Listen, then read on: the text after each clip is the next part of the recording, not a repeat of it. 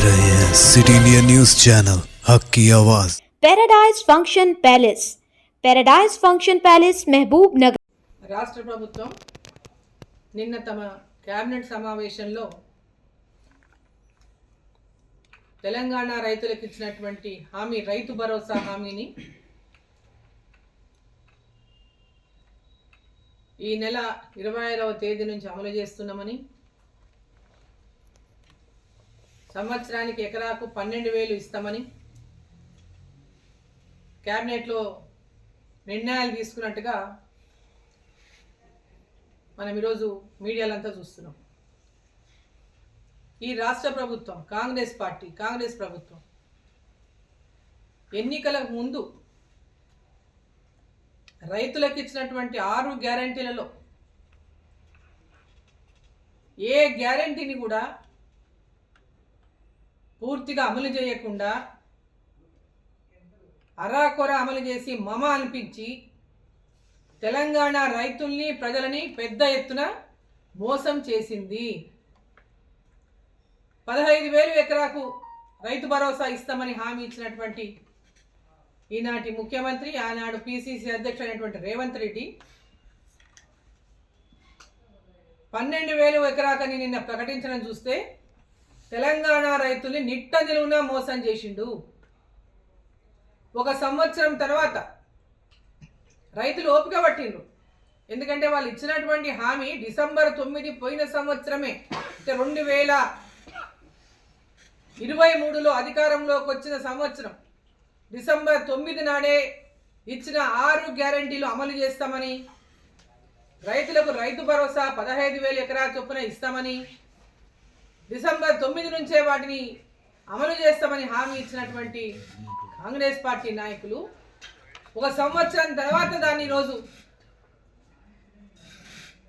12,000 అని చెప్పి ప్రకటించడం చూస్తుంటే రైతులను దగా చేసింది, మోసం చేసింది కాంగ్రెస్ పార్టీ అని చెప్పి ఈరోజు నేను రేవంత్ రెడ్డి గారిని నేను ప్రశ్నిస్తా ఉన్నా.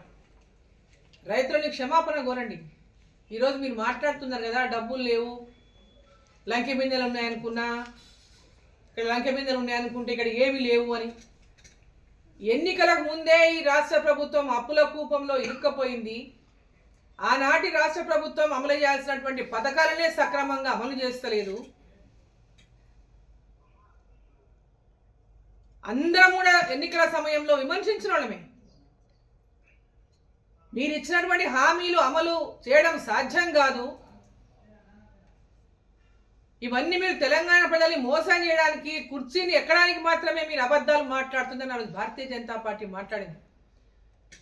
మేము సాధ్యం చేసి చూపిస్తాం, మేము ఖచ్చితంగా నెరవేరుస్తాం, మమ్మల్ని నమ్మండి అని మీరు ప్రజల్ని మోసం చేసింది. మన 2 లక్షల రుణమాఫీ అని మోసం చేసిండ్రు. అందరు రైతులకు 2 లక్షల రుణమాఫీ అందలే నేటి వరకు కూడా. రైతు భరోసా 15,000 ఎకరాకు అని చెప్పి ఒక సంవత్సరం నుంచి ఇవ్వకుండా ఈరోజు జనవరి 26 నుంచి అని చెప్పి అది కూడా 12,000 ఇస్తామని చెప్పి, అది ఎంతమందికి ఇస్తారో ఇప్పటికి కూడా నాకు అనుమానమే. రైతు రుణమాఫీలాగానే అరాకొర మమ అనిపిస్తారు దీన్ని కూడా. ఇది స్థానిక సంస్థల సర్పంచ్ల ఎన్నికలు వస్తున్నాయి, రేపు ఎంపీటీసీల ఎలక్షన్లు వస్తాయి, జెడ్పీటీసీల ఎలక్షన్లు వస్తాయి. ఆ ఎలక్షన్లలో మేము ఎక్కడ ఓడిపోతామని కాంగ్రెస్ పార్టీ ఈరోజు వీటిని అమలు చేసి ఇప్పుడైనా ప్రకటించకుంటే మనం ప్రజల లోపల ఓడిపోయే పరిస్థితుల సమాచారం ఇంటెలిజెన్స్ రిపోర్ట్ల ప్రకారంగానే ఈరోజు ఈ ప్రకటన చేసిందని చెప్పి నేను తెలియజేస్తాను. గ్రౌండ్కి వెళ్ళి చెప్తున్నది వ్యతిరేకం వస్తుంది మన మీద.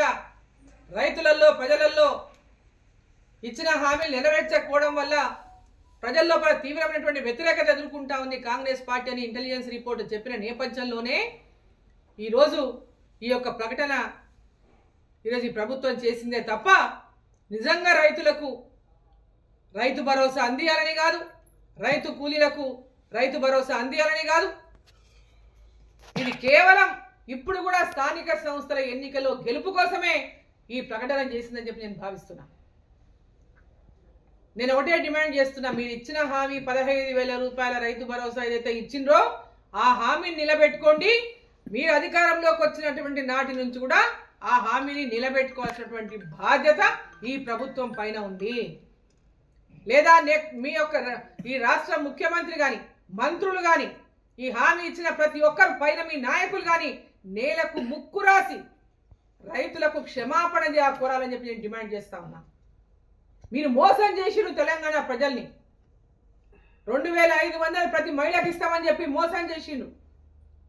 నెల నెల ప్రతి మహిళకు 2500 రూపాయలు మహాలక్ష్మి కింద అందజేస్తామన్నారు. ఇప్పటిదాకా లేదు.